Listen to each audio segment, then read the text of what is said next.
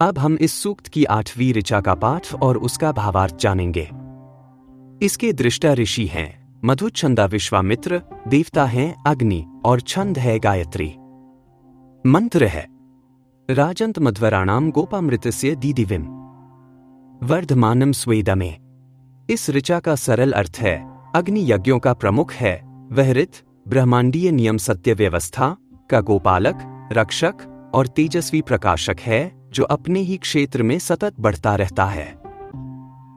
राजंतम का भाव है राजसा दीप्त प्रधान, अध्वराणाम यज्ञों का, गोपामृतस्य ऋत अर्थात सत्य नियम का संरक्षक, दीदिविम दीप्तिमान या प्रकाशमान, वर्धमानम बढ़ता हुआ, स्वेदमे अपने ही घर में, अपने क्षेत्र में अर्थात बाह्यवेदी और आंतरिक हृदय दोनों अर्थों में। आध्यात्मिक अर्थ में अग्नि केवल अनुष्ठान की लौ नहीं, वह ऋत की प्रहरी है, वह आंतरिक चेतना जो हमें स्वाभाविक सत्य लय में रखती है। जब भीतर की अग्नि प्रज्वलित होती है तो वह हमारी प्रवृत्तियों को बिखरने नहीं देती, वह उन्हें नियम, मर्यादा और सच्चाई के घेरे में रखती है। यही गोपामृतस्य है। दीदिविम बताता है कि यह अग्नि केवल सुरक्षित नहीं रखती, वह प्रकाशित भी करती है, अंधकार में दिशा दिखाती है। और वर्धमानम स्वेदमे का भाव है कि यह ज्योति अपने ही घर में, जहां उसे स्थान दिया जाए, निरंतर बढ़ती है, बाहर वेदी पर होम से, भीतर हृदय वेदी पर सजगता से। जितना तुम उसे स्थान देते हो उतनी वह फलती फूलती है। दार्शनिक दृष्टि से यह ऋचा कर्म और ऋत के संबंध का सूक्ष्म विधान है।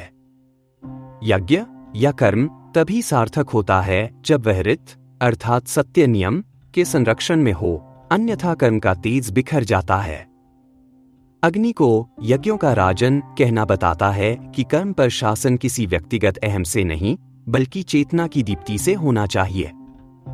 जब अग्नि अर्थात स्वच्छ चेतना कर्मों की अधिष्ठात्री बनती है, तब वे ऋत की धुरी पर घूमते हैं और उनसे उत्पन्न प्रकाश टिकाऊ होता है। वर्धमानम यह भी सिखाता है कि सत्य व्यवस्था कोई स्थिर पटरा नहीं, वह जीवित लय है जो पोषण से बढ़ती है। सम्यक संकल्प, सही साधन और निरंतर साधना उसके ईंधन है। व्यवहारिकता में इस मंत्र को जीने के लिए अपने जीवन में अपनी आंतरिक अग्नि के लिए एक स्थान बनाएं, अर्थात स्वेदमे। सुबह की शुरुआत एक छोटे अनुष्ठान से करें, 3 गहरी सांसें, एक सच्चा संकल्प और कामों की ईमानदार सूची बनाकर अपनी आंतरिक वेदी स्थापित करें। दिन भर अपनी बातों में पारदर्शिता, समय का सम्मान और वादों को निभाकर ऋत यानी सच्चाई की रक्षा करें। कोई भी निर्णय लेने से पहले अपनी आंतरिक ज्योति अर्थात दीदिविम से पूछें, क्या यह रास्ता सच्ची स्पष्टता की ओर ले जाता है? और शाम को 2 मिनट के लिए आत्मविश्लेषण करें, आज मैंने अपनी इस अग्नि को कौन सा ईंधन दिया और इससे मेरा प्रकाश कितना बढ़ा। यही अभ्यास आपकी शक्ति को प्रतिदिन बढ़ाएगा, अर्थात वर्धमानम। यह ऋचा हमें याद दिलाती है कि अग्नि बाहर से बुलाने की वस्तु नहीं, वह अपने घर में उगाई और पाली जाती है। जहां उसे स्थान, ईंधन और रक्षा मिलती है, वहां वह यज्ञों की अधिष्ठात्री बनती है, कर्मों को दिशा देती है, सत्य की रखवाली करती है और जीवन में ऐसा प्रकाश भरती है जो केवल चमकता ही नहीं, बढ़ता भी है। यही इस ऋचा का मर्म है।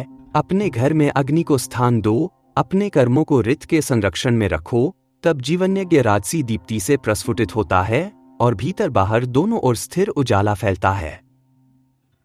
इस ज्ञान यात्रा का अगला पड़ाव है इस सूक्त की अगली ऋचा। आइए उसे जानते हैं।